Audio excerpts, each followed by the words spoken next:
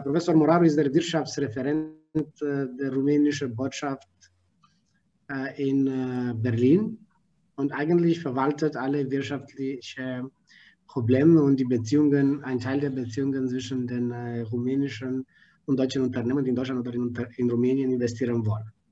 Heute reden wir über Leadership, nationales Leadership im wirtschaftlichen Bereich, was Deutschland bedeutet, was bedeutet wirtschaftliches Leadership Deutschlands mit konkreten Fällen. Und wir reden auch, über was Rumänien machen sollte, um ein europäischer Leader zu werden. Aber wir werden uns mehr auf die deutsche Seite konzentrieren. Ihr könnt natürlich Fragen stellen, sehr offen. Also Professor Moraru, vielen Dank für die Anwesenheit und bitte fangen Sie an. Also die Studenten sind bei der deutschen Abteilung, also alles wird auf Deutsch sein. Ja? Alles klar. Okay, schönen guten Tag. Okay, dann lass uns beginnen. Also der Kollege Tănase Stamule hat mich gebeten, mit euch also ein bisschen diese Ideen über Leadership im Bereich Wirtschaft zu vertiefen. Ich würde ab und zu ein bisschen kombinieren.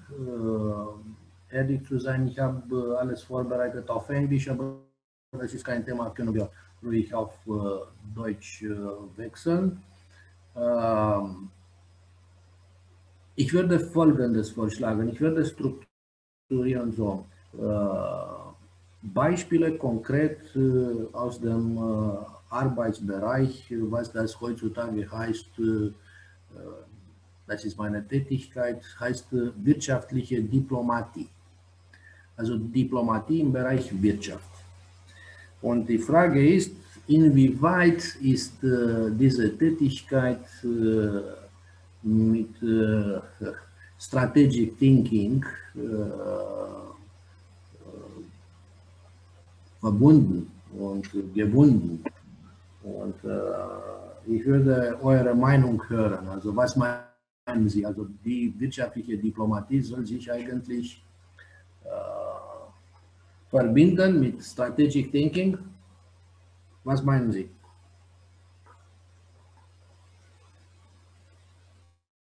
Ich will nicht alleine sprechen, das ist das Thema. Ich will einen Dialog haben. Geht es? Bin ich gehört? Na? Wir sollen das dann direkt fragen, zum Beispiel Sabina Bedo, was meinst du? Naja, also jeder kann antworten. Also hat die wirtschaftliche Diplomatie etwas zu tun mit Strategic Thinking? Vielleicht, die hören mich nicht. Wie? Also könnt ihr den Professor Moraru hören? Ja, ja. Ja, wir können Sie hören. Ja, aber ich will eine Antwort ihrerseits. Also nochmal zurück zu der Frage, gibt es einen Link zwischen wirtschaftlicher Diplomatie, Diplomatie im Bereich Wirtschaft und Strategic Thinking? Ich glaube ja, weil wenn man zum Beispiel in einem Land eine gute Wirtschaft haben möchte, braucht das auch ein gutes Leadership-Programm sozusagen. Auch also man braucht auch Wirtschaftsdiplomatie, damit man Hilfe von den anderen Ländern bekommt, zum Beispiel, meiner Meinung nach. Ich verstehe nicht genau den Begriff Wirtschaftsdiplomatie, aber... Okay, jetzt weiß ich Bescheid, wo wir uns befinden. Also das war eigentlich meine Frage, so wie ein Kompass, damit ich weiß, wo ihr seid. Gut, also von Anfang an, also beginnen wir mit zwei Ideen. Ja? Die erste Idee ist strategisch denken. Ja? Und wenn wir strategisch denken, was soll es weiter passieren? dann nach dem strategisch Denken, dann vielleicht soll es kommen, pragmatisch agieren. Weil nur denken ohne zu agieren hilft nicht. Ja? Und schreiben Sie sich das, also diese Idee, also strategisch denken und pragmatisch agieren. Und dann schreiben Sie sich noch etwas, was meines Erachtens sehr wichtig ist. Das ist auf Englisch, das ist Think Global, Act Local. Ja, also global denken und lokal agieren. Und jetzt kommen wir noch näher bei Strategic Thinking, bei Strategic Denken. Was heißt Think Global und strategisch denken? Heißt Folgendes. Also wir müssen einfach gewisse Entwicklungen rum und um beobachten. Und ich zeige euch zum Beispiel das. Ja? Also das ist, sieht man nicht so gut. Also das ist ein Beispiel, finden Sie Tausende im Internet über Strategic Thinking. Ja? Und das beginnt hier mit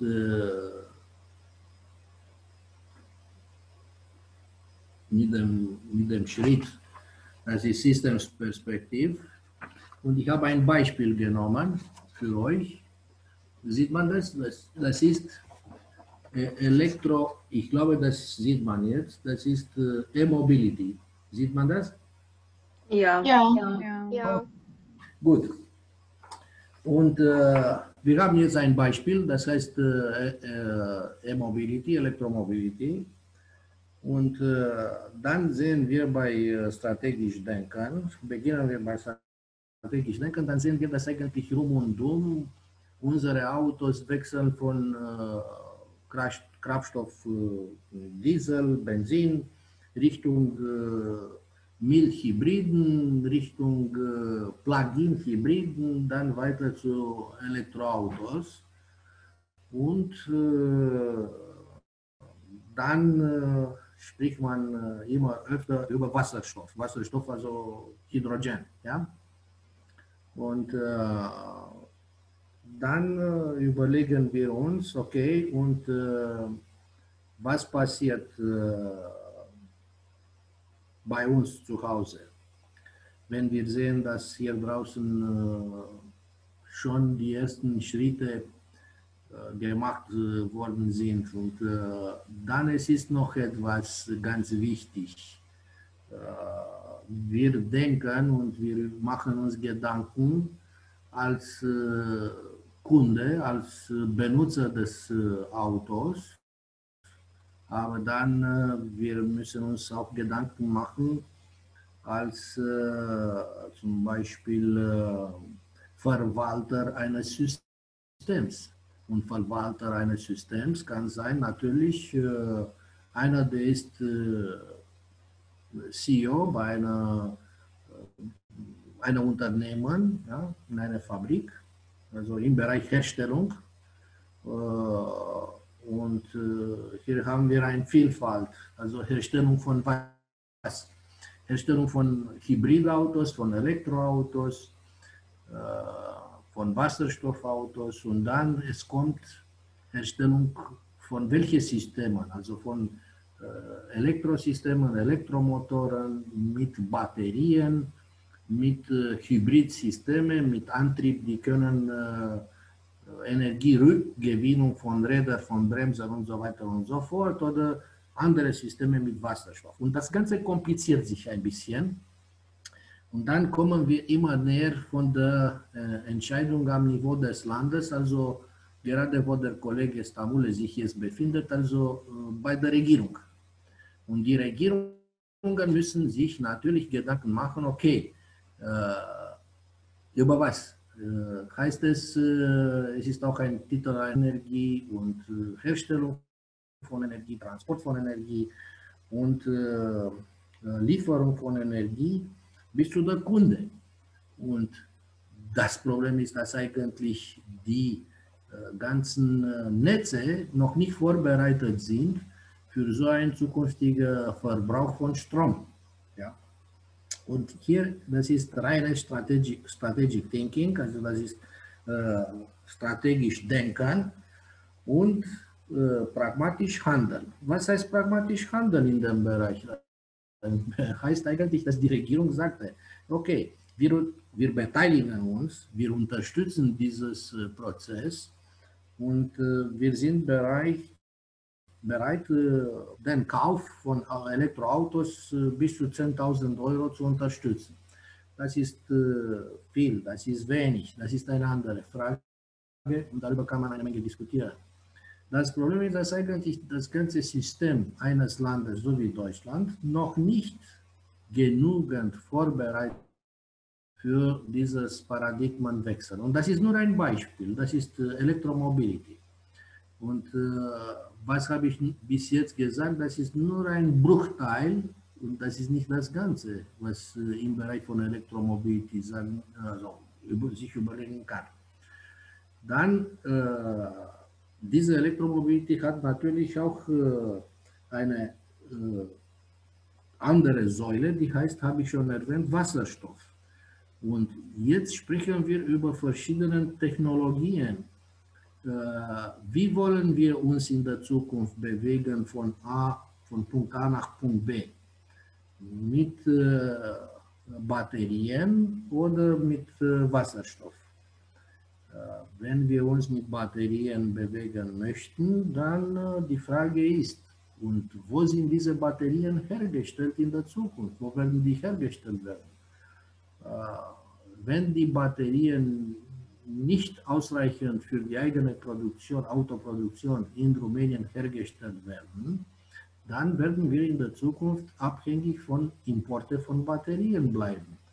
Und der Kollege Tănase Stamule weiß sicherlich besser als ich, wie viel haben wir in unserer Importe und Exporte Handelsbilanz Defizit pro Jahr.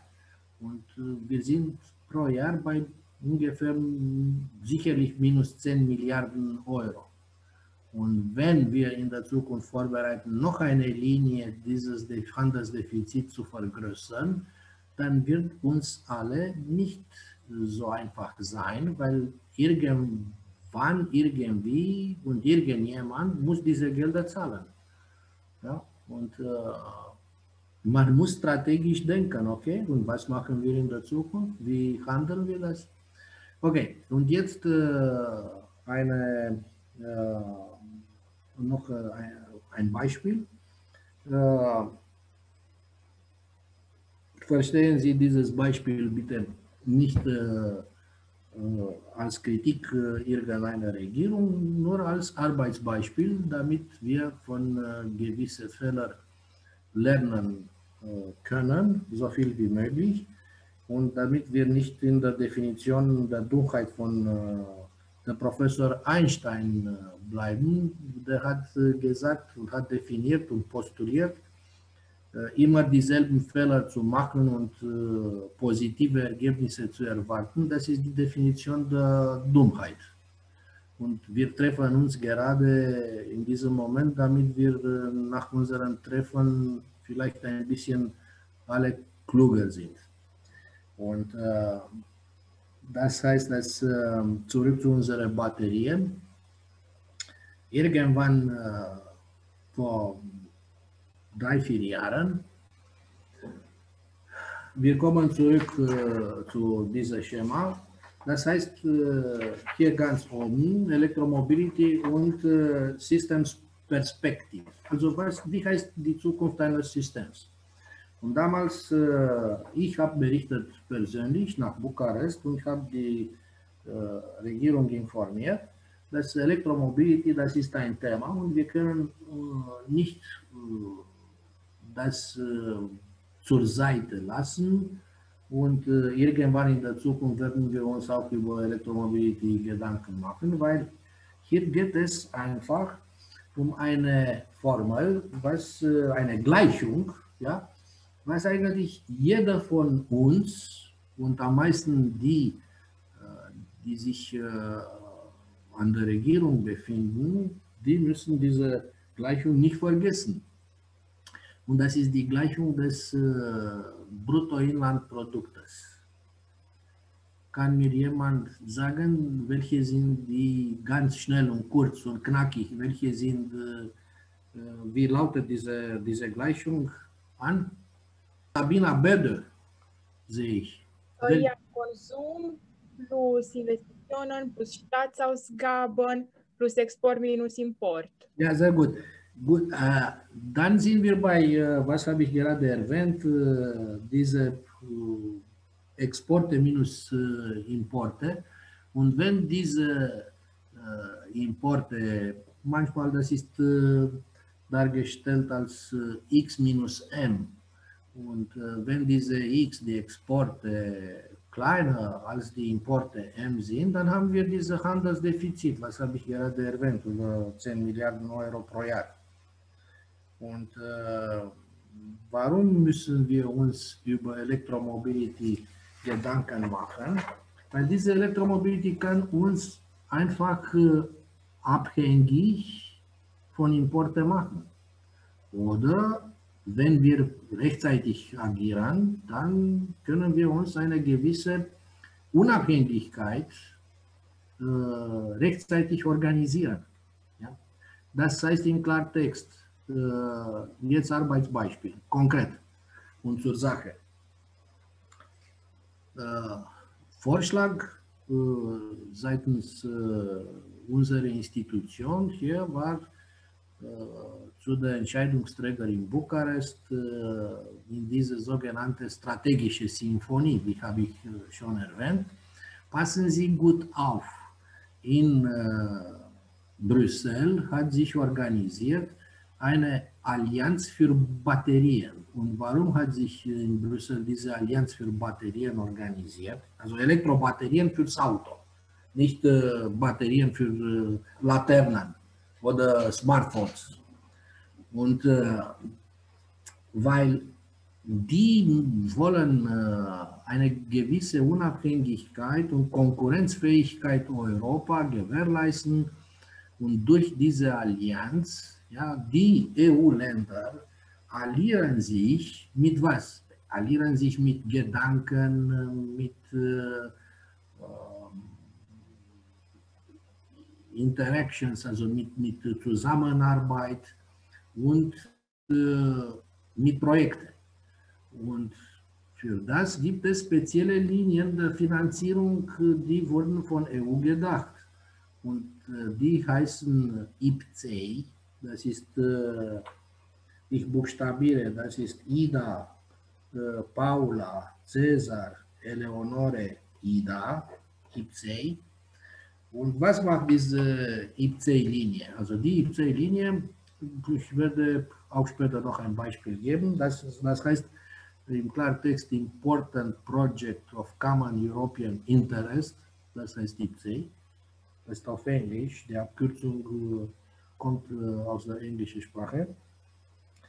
Und die Batterien sind ein sehr gutes strategisches Beispiel für diese Important Projects of Common European Interest, weil wir wollen nicht unbedingt die Batterien in Europa für die Hersteller, die heißen Daimler, BMW, VW,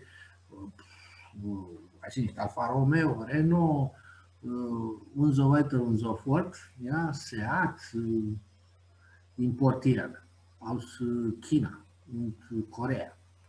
Und ich weiß nicht, ob Sie das wissen, aber Tesla hat zum Beispiel die Batterien für die berühmten Autos Tesla importiert von Panasonic.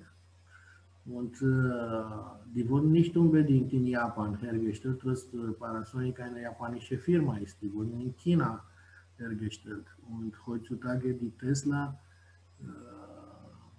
hat eigentlich der Vertrag mit der Panasonic gekündigt, weil Panasonic kann zurzeit nicht diese, ich sage Ihnen gleich, wie das heißt, dieser Kobalt Menge in Batterien nicht vermindern. Also die Technologie basiert es auf Kobalt bei der Lithium-Ionen-Batterien, weil Kobalt ist ein Katalysator für Laden und für Verbrauch von Strom in Batterien.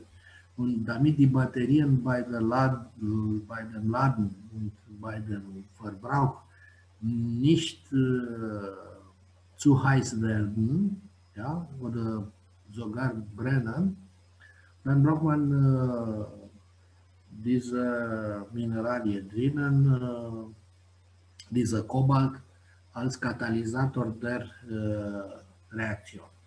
Und so ist es eigentlich diese Tesla-Fabrik. Wir kommen zu der CATL, also Cäsar Anton Theodor Ludwig, CATL auf Rumänisch, aus China gekommen und jetzt die Tesla produziert die Autos mit Batterien aus China, weil China hat geschafft, die Kobaltproduktion, die Kobaltmenge in der Batterie zu vermindern, bei dem Niveau von gewünscht von Tesla.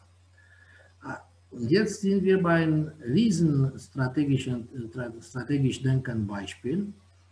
Und wie ist es hier gekommen? Weil eigentlich die Chinesen haben von Anfang an gewusst, dass der Trend wird gegen Kobalt sein, weil die Chinesen sind sehr gute Go-Spieler. Wir spielen Schach, aber die Chinesen spielen Go. Und Go ist ein bisschen mehr strategisch als Schach, als unser Schach.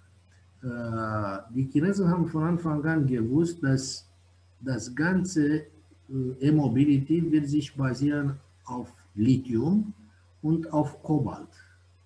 Und Lithium und Kobalt befinden sich auf diesem Planet nur in wenigen Ländern in großen Mengen. Und Kobalt ist ein sehr guter Beispiel.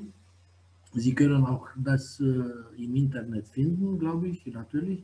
Die Chinesen haben die größte Mine von Kobalt sich gesichert. Und seit ein paar Jahren diese Mine, die heißt Mutanda, die Mine Mutanda in Afrika, die wurde von Chinesen übernommen, sodass eigentlich so wie beim Go-Spiel diese Kobaltproduktion von Mutanda, die größte auf dem Planet, wurde von Chinesen übernommen. Punkt. Und jetzt, wenn man will mit Kobalt arbeiten, Technologien mit Kobalt, dann die Chinesen sind dabei. Wenn man will ohne Kobalt, dann die Chinesen sind auch dabei, weil die haben das gewusst und die haben die Technologien seit dem Zeitpunkt, wann die Kobalt okkupiert haben, dann die haben auch die Technologien ohne Kobalt vorbereitet. Dann sie haben zwei Optionen, so wie bei Matrix, entweder die blaue oder die rote Pille, aber auch von den zwei Händen von Chinesen. Gut. Dann zurück zu unserem Thema. Also Rumänien sollte sich vor 3-4 Jahren zu der Allianz von Batterien, beteiligen. Und leider Gottes haben wir das aus gewissen Gründen nicht geschafft. Irgendwie die damaligen Entscheidungsträger waren beschäftigt mit anderen Probleme. Also das war in einer sekundäre Phase so hintergelassen. Und jetzt die letzten Besprechungen über diese mögliche Beteiligung Rumäniens an der Allianz für Batterien, ich war auch dabei, das war im Oktober 2018. Und wir haben uns mit dem heutigen Bundeswirtschaftsminister Deutschland getroffen. Der liebe Herr Peter Altmaier, der hat uns gesagt, dass eigentlich wir müssen uns alle konzentrieren auf diese Projekte, die können sich finanzieren auf der IPCEI-Linie von EU-Geldern. Das war im Oktober gewesen. dann natürlich immer ständig, wir haben gewarnt, und das heißt Diplomatie im Bereich Wirtschaft. Also wir geben ständig Signale, in welche Richtung, und wir natürlich nicht nur Signale, also wir schreiben Berichte und wir geben Substanz und Argumente, warum der Entscheidungsträger soll sich in eine gewisse Richtung konzentrieren und warum ist das effizient. Und gemäß unseren Berichten, es war so, dass die Anwesenheit Rumäniens an der Allianz für Batterie war absolut strategisch, weil inzwischen es waren Besprechungen von anderen Kollegen in anderen Ländern mit anderen Herstellern von Batterien, dass sie eine Investition von 1,5 Milliarden in Rumänien machen für eine Fabrik für Batterien. Und diese Investoren, wenn die sehen, dass dein Wirtschaftsminister bei den Besprechungen in der Allianz für Batterien beteiligt ist, dann das ist ein Argument für einen Investor. Nicht ausreichend, aber sehr wichtig. Und es war so, dass das haben wir auch damals nicht rechtzeitig gemacht und inzwischen die Wirtschaftsminister Frankreich, Bruno Le Maire, und Wirtschaftsminister Deutschland, Peter Altmaier, haben sich in Brüssel getroffen und haben über diese zukünftige Allianz für Batterien geredet und einen Arbeitsplan und eine strategische Planung zusammen festgestellt. Und jetzt, guess what? Wer war dabei? Das war der Wirtschaftsminister Poland gewesen. Und dann, das war ausreichend, damit die Firma LG aus Südkorea, die hat überlegt, in Rumänien oder Polen zu investieren, hat letztendlich gesagt, naja, wenn der Wirtschaftsminister Poland dabei ist bei der Besprechung zwischen Altmaier und Bruno Le Maire, warum würden wir eigentlich investieren in Rumänien? Natürlich, es waren auch andere Vorteile Poland im Vergleich mit Rumänien gewesen. Und ganz kurz gesagt, das waren zwei. Erstens, weil Poland hat Autobahnen direkt, hat Grenze direkt mit Deutschland. Und auf dieser Seite, also wie Sie mich sehen, also ich habe keine Ahnung, wo ist links auf eurer Seite? Hier ist links oder das ist rechts? Keine Ahnung. Also aus Poland über die Grenze, aus Wrocław, Poland, wo die Fabrik ist, über die Grenze ist kontinuierlich eine Autobahn bis Hannover, Wolfsburg, wo die Firma VW sich befindet.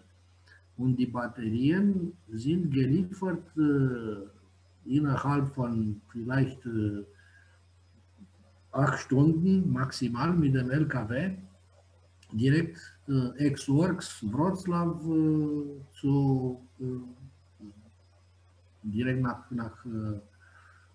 Wolfsburg. Das ist ein Vorteil, also wir haben so einen Vorteil nicht, also von uns, wenn die Fabrik, nehmen wir an, wäre auf diese Zone zwischen Deva und Arad, dann es ist Autobahn, aber das Problem ist, dass wir kommen jetzt zu dem zweiten Nachteil Rumäniens. Wir befinden nicht in der Schengener Zone. Und das heißt, dass der LKW fährt eine Stunde von der hypothetischen Fabrik in Rumänien zu der Grenze mit Ungarn und dann bleibt an der Grenze je nachdem 3, 4 bis 8 Stunden Wartezeiten, bis die Zöllner aus Ungarn Bock haben oder Lust haben, unser LKW freizulassen über die Grenze. Und das ist eigentlich nur ein kurzer Beispiel, inwieweit sind wir benachteiligt durch diese Situation, dass wir außerhalb von Schengen uns befinden. Gut, also lange Rede, kurzer Sinn. Bis jetzt gibt es Fragen. Also wenn man strategisch denkt, kurz gesagt, muss man immer die Nachteile und Vorteile beobachten und noch nachher die internationale Situation oder umgekehrt. Das ist mein lieber Paul Puschkasch. Ja, ja, das ist genau so, wie du sagst, aber dazu würde ich Folgendes addieren. Also, und das muss man sich anmerken und dann vielleicht auch weiter vertiefen, weil es ist sehr viel gebraucht, Strategic Thinking und Strategic Agieren, also strategisch agieren. Würde ich Folgendes sagen, also wenn wir sprechen über Leadership, wir sind, ich glaube, unser Thema ist wirtschaftlicher Leadership in Europa oder sowas. Ja. Ja, okay. Wenn wir sprechen über Leadership, ich würde sagen Folgendes, also Leadership ohne strategisch denken geht es nicht und ohne strategisch agieren. Ja?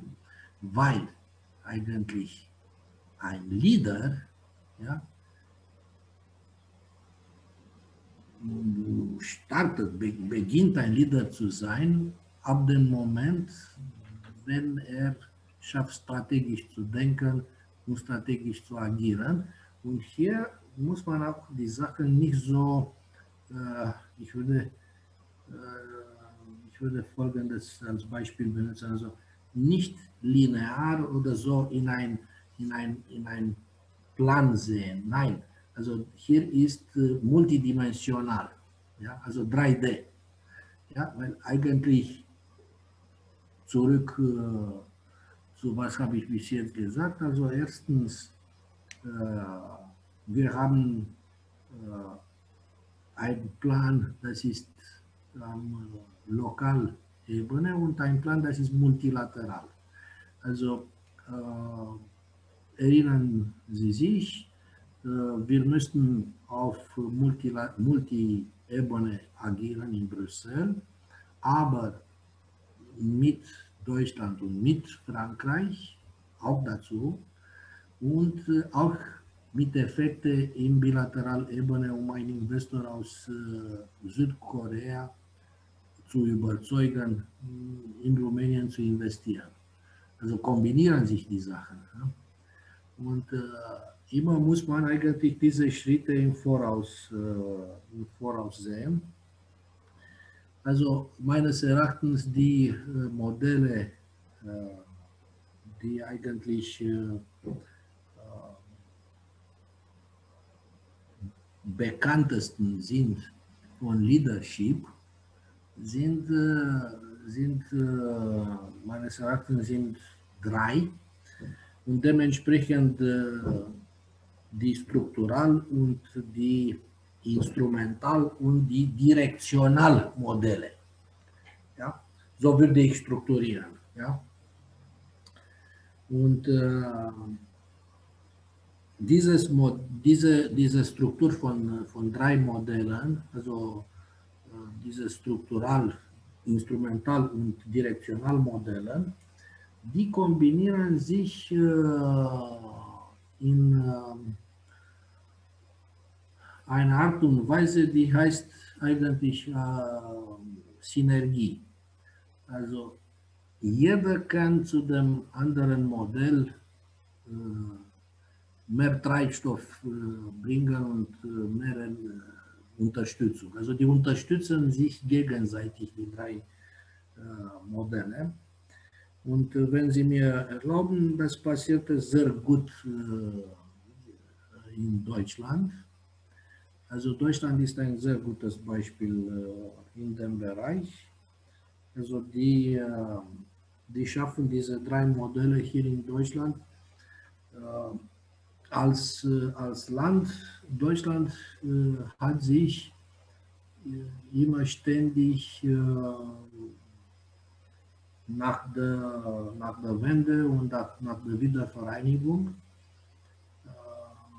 hat geschafft, sich in eine europäische und internationale Drehscheibe sich zu entwickeln. Und hier in Deutschland hat immer ständig in den letzten 30 Jahren nach der Wende und nach der Wiedervereinigung haben sich entwickelt die Komponente dieser Drehscheibe, die sind die wirtschaftliche Seite, die wissenschaftliche Seite, die kulturelle Seite. Das ist absolut wichtig. Also ich würde nie sehen, dass Kultur mit der Wirtschaft auf 2 verschiedene Schienen sich befinden. Und natürlich, so wie ich schon erwähnt habe, also gibt es Multimodellen, also das passiert es in dem bilateralen Bereich Deutschland zu Rumänien, Deutschland zu Ungarn, Deutschland zu Frankreich, Deutschland und so weiter und so fort, also bilaterale Ebene.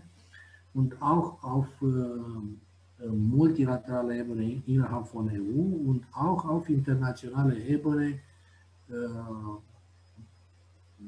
geopolitisch, also Deutschland, Russland, Deutschland, China, Deutschland, Japan, Deutschland, USA.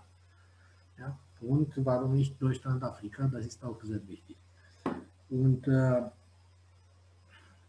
dann, was ich noch addieren möchte, also das ist eigentlich so eine Art von, naja, nicht unbedingt Definition, aber in der Art, also wir werden uns fragen, okay, aber was heißt strategisch denken? Und dann müssen wir uns akademisch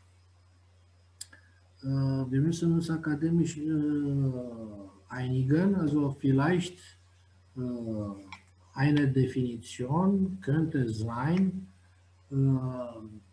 ein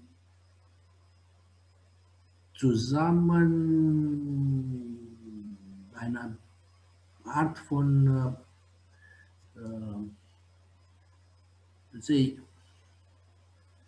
gemeinsam zu bringen, Gedanken und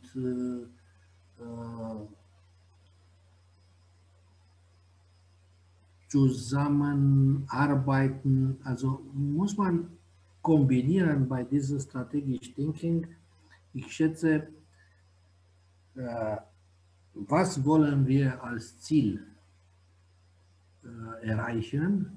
In welcher Art und Weise wollen wir das erreichen? Wie wollen wir uns gegenseitig mit anderen neben uns unterstützen? Und das kann sein in unserem eigenen Land oder im internationalen Bereich. Ja? Und das heißt, die Art und Weise, wie wir Ideen identifizieren können, zu agieren, oder das ist eigentlich aktiv oder reaktiv, also das heißt aggressiv oder verteidigend. Also das heißt, wir denken strategisch, um auf dem Markt als Firma oder als Land, ja, expansiv zu sein, oder wir denken auf dem Markt verteidigend zu reagieren. Gibt es sehr viele Beispiele. Zum Beispiel in der Zeiten von, weiß ich nicht, 2000, nehmen wir an, also vor 20 Jahren. Dann, wir haben nicht geschafft, eine expansive Politik im Bereich Investitionen zu haben. Also im Klartext, wir haben nicht geschafft, wir die stärksten Hersteller von Erdöl und Erdgas in Zentraleuropa, ja? Also wir vergleichen uns nicht mit Norwegen, aber in Zentraleuropa wir haben die größten Reserven von Gas und Erdöl gehabt. Und wir haben nicht geschafft, Petrom, ja, als ein starkes Konzern zu entwickeln, ja, und rum und um expansiv zu agieren und zu sehen, okay, für die nächsten 300 Kilometer außerhalb der rumänischen Grenze, rum und um, Tankstellen Petrom. Nein. Warum? Das weiß die damalige Regierung vor 20 Jahren. Aber wir, die größten Hersteller von Erdöl und von Erdgas in Zentraleuropa, wir haben geschafft,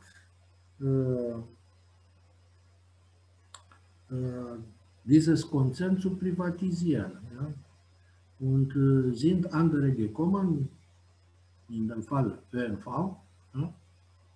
Und die haben das übernommen und die sind eigentlich Eigentümer und die verwalten das. Und das ist eine Frage hier. Warum schaffen wir diese Art? Also wir haben die Ressourcen zur Verfügung, also Crude Oil, wir haben also Erdöl, wir haben Gas, wir haben Erfahrung gehabt, wir haben Goldmedaillen bei zig internationalen Messen für Bohrung gekriegt bei sehr großer Tiefe. Ja, weil inzwischen wir haben eigentlich uns gezeigt, dass wir waren, einige von uns, ja, nicht wir, welche wir sprechen, wir sind nur Beobachter, aber einige waren sehr interessiert, dieses Konzern auszubeuten und nicht dieses Konzern entwickeln zu lassen und zu unterstützen. Und das kostet immer. Und dann kommen wir zurück zu unserer Sache, zu Strategic Thinking und zu Leadership. Du kannst nicht Leadership, also als Leader in Europa agieren, wenn du ausbeutest dein eigenes Konzert. Ja? Kannst du nicht. Und dann kommen andere, die sind eigentlich konzentriert auf Praxis und Theorie und die machen die Sachen ganz ordentlich und die sind profitorientiert. Wir waren nicht profitorientiert für den Konzern. Sehr viele Leute für die eigenen Taschen. Also wir kennen die Geschichte, warum. Ja.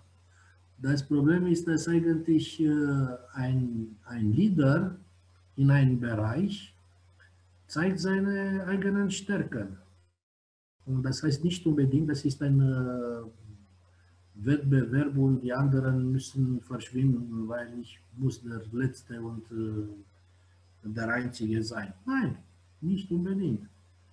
Also wir können uns natürlich vorstellen, so wie wir versucht haben, so eine Art von Definition zu identifizieren. Wir können uns vorstellen, eine Menge von Zusammenarbeiten mit Synergieeffekten und Win-Win für alle Beteiligten. Naja, gut, zurück zu Strategic Thinking und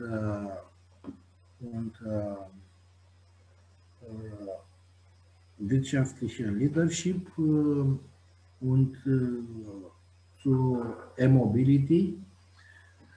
Ein zweiter guter Beispiel ist Wasserstoff. Irgendwann werden die Länder sich einigen, zurück zu dem Protokoll von Paris, Pariser Protokoll hineinzutreten und werden das aktiv machen. Das ist dieses Protokoll. Habt ihr Ahnung über dieses Pariser Protokoll, über CO2? Ja, nein? Pariser Protokoll, keine Ahnung? Protokoll, ja, bedeutend. Also das war ein Protokoll zwischen den EU-Ländern und da war auch Vereinigten Staaten dabei und auch andere Länder. Und in diesem Pariser Protokoll, das war irgendwann 2007, 2009, man wollte die für die CO2-Zertifikate zur Verfügung der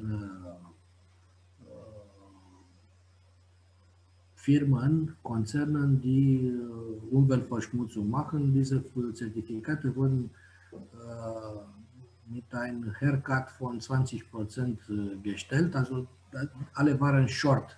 Also das heißt, wenn deine Zementfabrik hat einen Auspuff von 1 Milliarde Kubiktonnen pro Jahr CO2, dann du kriegst nur 80% Zertifikate und den Rest solltest du von dem Markt besorgen. Und dann, das war am Anfang und inzwischen dieses System aus gewissen Gründen hat nicht unbedingt wie geschmiert funktioniert. Und jetzt in der Trump-Administration, dann USA hat dieses System sogar verlassen. Also dieses System war so gedacht, dass die Herstellungsprozesse, die CO2 herstellen, und die haben diesen Treibhauseffekt für die Planet und haben wir keinen Winter mehr, kein Schnee und Eis bei dem Nord- und Südpol beginnt zu verschwinden, dann dann durch CO2-Verminderung, dann will man die Temperaturen auf dem Planet 2-3 Grad Celsius nach runterziehen. Und dann, okay, das ist im Großen und Ganzen Pariser Protokoll und der hat eine Wichtigkeit, weil eigentlich wir befinden uns jetzt in einer Phase bei der EU, wo die Präsidentin die Frau von der Leyen, hat ein Programm, ein Ziel, das heißt, das ist reine Strategie. Und wie heißt dieses Programm der von der Leyen? Habt ihr Ahnung? In Green Deal, jetzt kommen wir zu noch ein Beispiel aus der eigenen Tätigkeit, was ich hier mache. Okay, Europa will sich beteiligen, sehr aktiv bei der Verminderung von CO2. Darum in der Green Deal Deutschland hat die eigene Strategie bis 2038. Deutschland wird die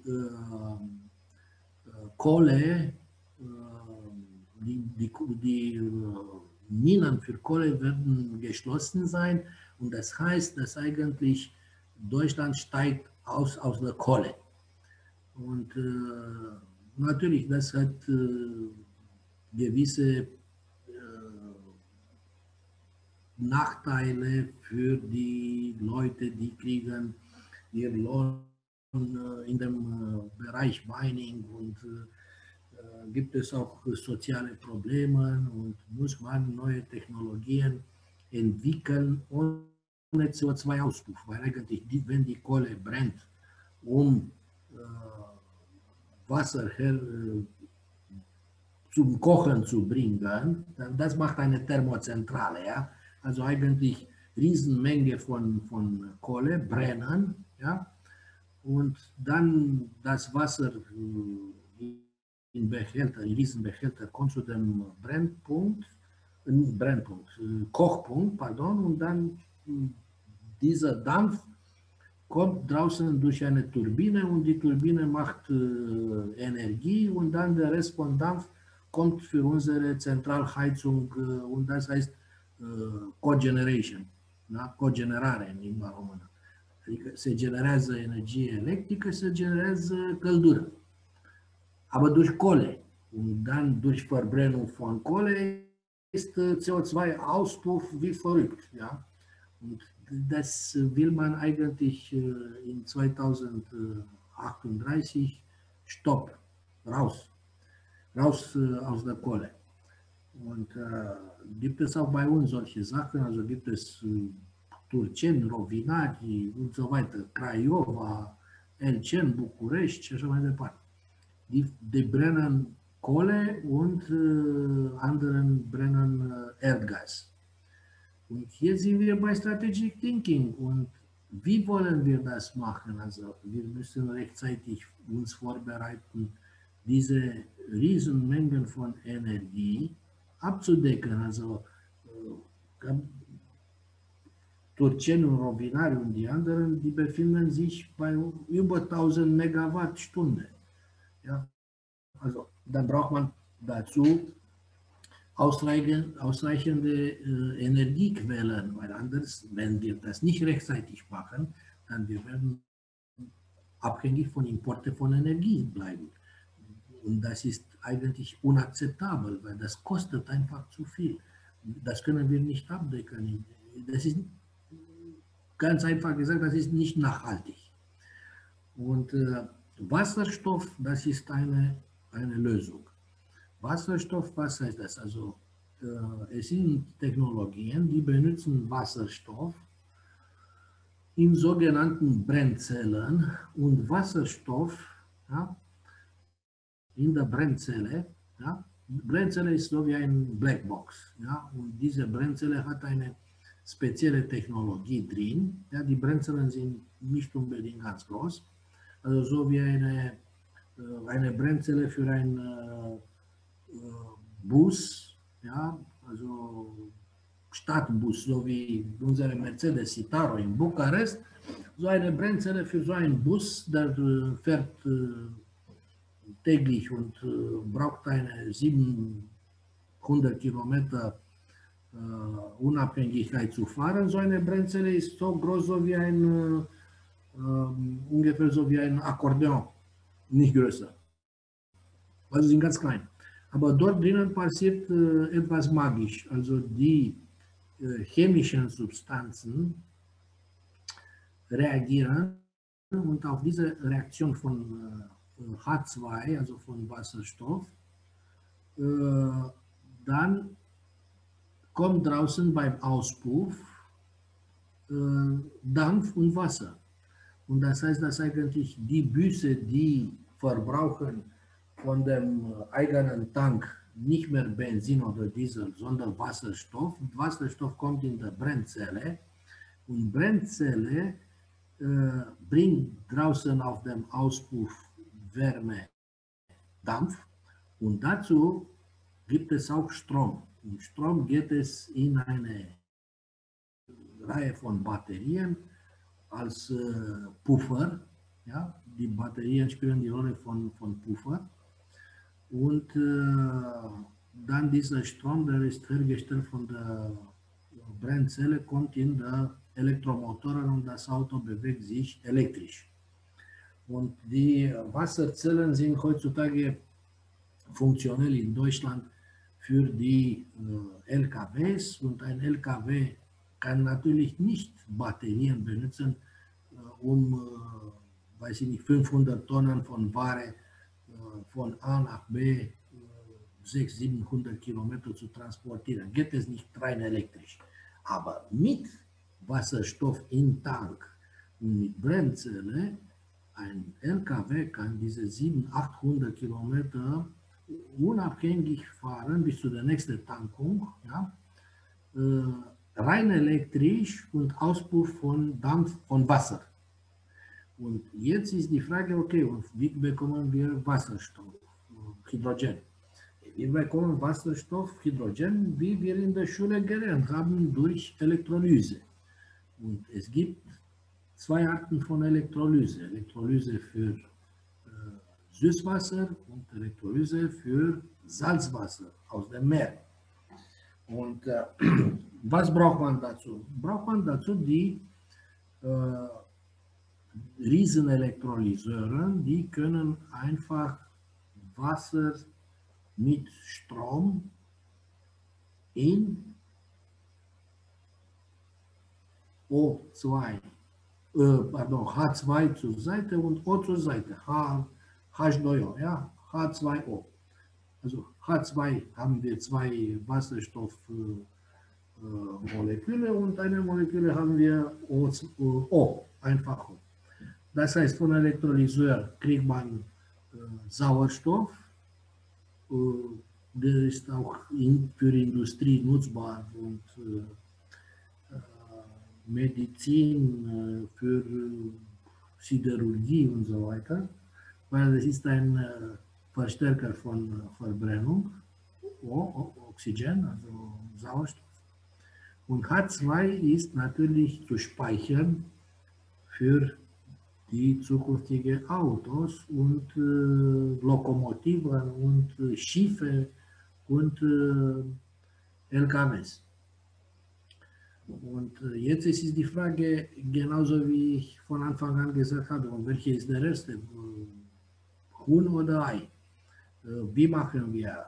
Erstens bauen wir Elektrolyseure, aber wir haben keinen Bus, wir haben kein Schiff, wir haben kein Auto, PKW, wir haben keinen Verbrauch von Hydrogen, von Wasserstoff.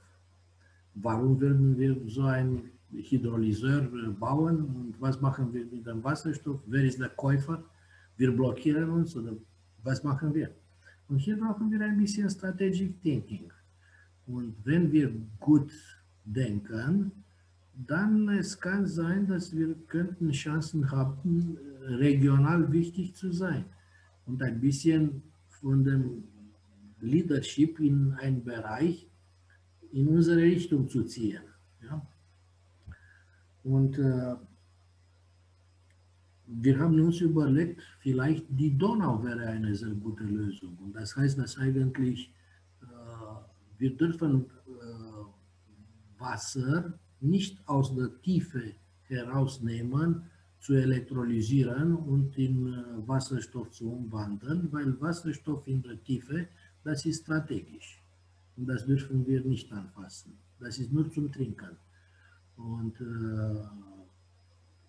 dann die Donau könnte uns genügend Wasserstoff zur Verfügung stellen, genügend Wasser zur Verfügung stellen, um in Wasserstoff umzuwandeln. Und natürlich Schwarzes Meer auch. Und dann zu dieser Frage, welche ist am Anfang Ei oder Huhn, dann können wir beginnen, ein bisschen zu verfeinern, wie wir strategisch denken. Erstens, wir haben ein Problem überall in ganz Europa mit der sogenannten Windstrom. Und warum haben wir dieses Problem? Weil eigentlich diese Windmühlen herstellen Strom, auch wenn wir diesen Strom nicht brauchen. Und Strom kann man nicht speichern. Kann man aber. Und wir haben keine Kapazitäten heutzutage in Rumänien, genug Kapazitäten, um Windstrom zu speichern. Und dann kommen wir strategisch zu Power to X. Power ist, was herstellen diese Windmühlen, zum Beispiel während des Nachts, wenn wir schlafen, ja, und keine Industrie arbeitet. Und dann die pumpen kontinuierlich Strom in der Netzwerk, ja, in der Network. Und das ist nicht gebraucht, also dieser Strom. Dann können wir schlau sein, dann können wir diesen Strom umwandeln in Power to, also Strom, umgewandelt in X, also in Gas, in H2. Und dann die Elektrolysoren bekommen diese nicht gebrauchte Strom, die bringt unsere Transelektrika, das ist der Transport System Operator, Transelektrika in Stress, weil wenn zu viel Strom auf dem Netz von einmal kommt, dann eigentlich dieses Netz kann platzen. Ja? Und dann dieser Strom wird es gebraucht in einer Elektrolyse. Da haben wir schon Wasserstoff gekriegt von einem Produkt, also dieser Strom, was eigentlich ein Stress für den Netz ist. Und dann dieser Strom, wenn wir nicht genügend internen Verbrauch haben, dann können wir diese Wasserstoff verkaufen auf dem internationalen Markt. Weil eigentlich Deutschland und Holland auch haben veröffentlicht in Brüssel die eigenen nationalen Strategien für Wasserstoff. Ja? Und Deutschland ist bis sogar über 2050 Nettoimporteur von Wasserstoff. Und dann, wenn wir uns ein bisschen von diesem Handelsdefizit vermindern wollen, dann können wir versuchen, Wasserstoff zu exportieren. Und guess what? Also wenn wir beginnen, das zu machen, dann wir sind zwischen den Ersten und dann wir gewinnen einen Vorteil, strategisch gesehen, weil wir werden bekannt sein als Exporteure von Wasserstoff. Und wenn wir einen Fuß in diese Industrie schon haben, dann können wir auch den zweiten Fuß hineinbringen, weil dann alle, die Brennzellen herstellen und Autos mit Brennzellen herstellen, werden über uns interessiert als landorientiert Richtung Technologien der Zukunft. Und das heißt, dass eigentlich wir können uns schneller als gedacht Investitionen gewährleisten im Bereich Wasserstofftechnologie. Und dann schließen wir unseren Kreis mit Huhn oder Ei. Also einmal Wasserstoffproduktion zu beginnen, dann Exporte zu machen und inzwischen können wir uns auch vorstellen, warum nicht. Stellen Sie sich vor, ein Elektrolyseur in Constanța, einer in Bukarest und einer in Ploiești, nehmen wir an. Dann können wir schließen und machen wir eine Verbindung Constanța A2, Bukarest A3 bis Ploiești. Dann können wir ein Autobahn, so ein Segment haben auf Wasserstoff. Und wenn jemand interessiert ist, ein Auto auf Wasserstoff zu kaufen, dann auf diese Strecken können sich zum Beispiel am Anfang sich bewegen, diese Busse, die transportieren die Leute. Also, und warum nicht, können wir uns vorstellen, auch einen Zug mit Wasserstoff, der benutzt eigentlich durch Wasserstoff die Windenergie, die während des Nachts produziert ist. Und das ist und heißt grüner Wasserstoff. Und grüner Wasserstoff verkauft sich wie verrückt. Weil in der Zukunft alle Industrien, so wie die Siderurgie, die Metallurgie, die werden nicht mehr arbeiten mit Strom, der kommt aus der Kohle. Nein, nicht mehr. Und die werden in der Zukunft alle Industrien irgendwann kommt es zu einer Etikette. Wie viel CO2 haben wir für diese Stahl in der Atmosphäre ausgepufft? Und wenn wir sagen, aha, das ist grüner Stahl aus grünem Wasserstoff und ohne CO2 in der Atmosphäre, dann die EU kann sich innerhalb von Green Deal ja, gewährleisten, zu sagen, ja okay, wir unterstützen die Herstellung von Produkten aus grüner Energie und grüner Wasserstoff, anstatt von grauer Energie, blauer Energie.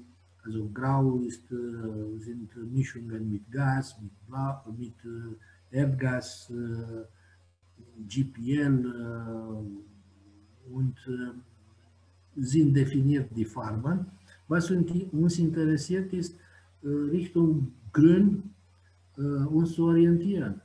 Und das Problem ist, dass einmal jedes Beitrag für die Verminderung von CO2 zählt. Zwei, gibt es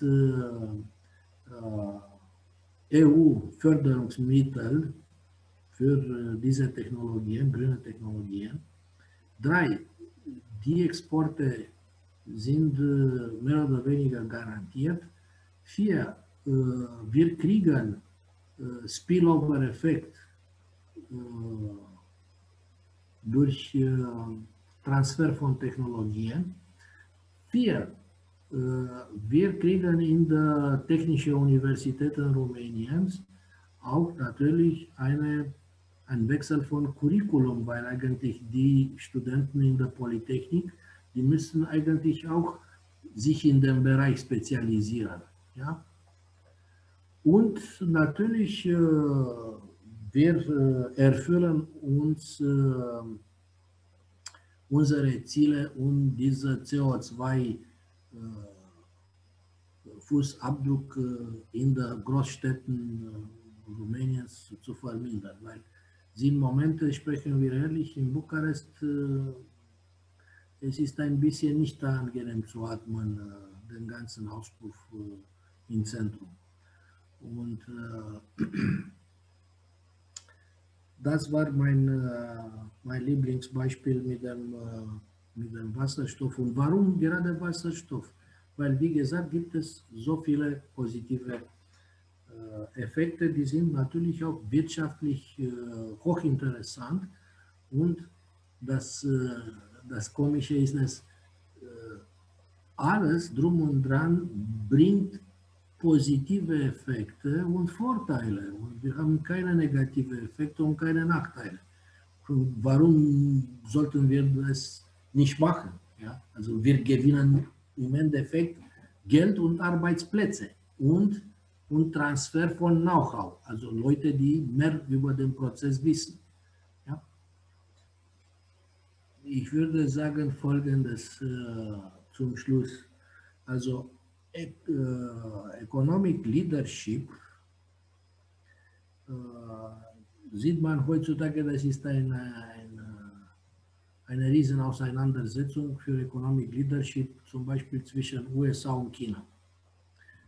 Mal sehen nach den Wahlen in den USA, wie das weiterläuft. Die Chinesen haben strategisch agiert. Ich würde empfehlen, lesen Sie, was heißt One Belt, One Road. Und diese Initiative Chinas, was kann ich euch verraten, ist Folgendes. Wenn China hat diese Initiative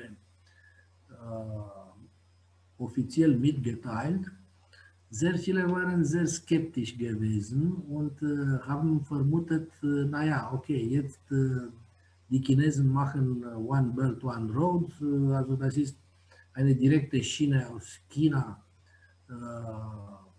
nach Europa. Sie können das finden, das heißt drumul mătăsii, da? De pe vremea când venea mătasea din China. Und alle haben gesagt, ja, okay, One Belt, One Road, das ist eine ganz klare Invasion aus China mit Waren, billige Waren auf Europa. Okay, die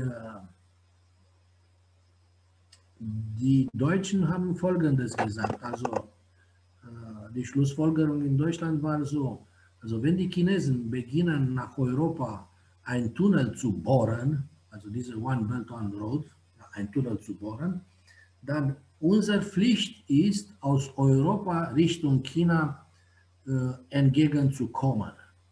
Ja, also wir müssen auch zu den guten Chinesen dieser Tunnel ja, bauen, graben und wir müssen uns gegenseitig irgendwo treffen.